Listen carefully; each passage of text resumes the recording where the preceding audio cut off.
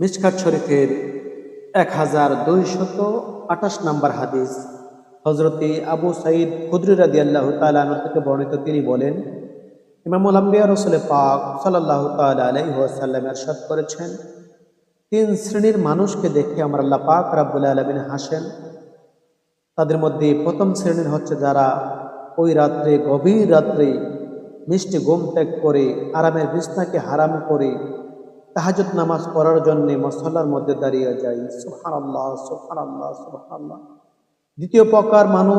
দ্বিতীয় শ্রেণীর মানুষ তারা যারা আযান শুনে মসজিদে নামাজের জন্য কাতারবদ্ধভাবে দাঁড়িয়ে যায়।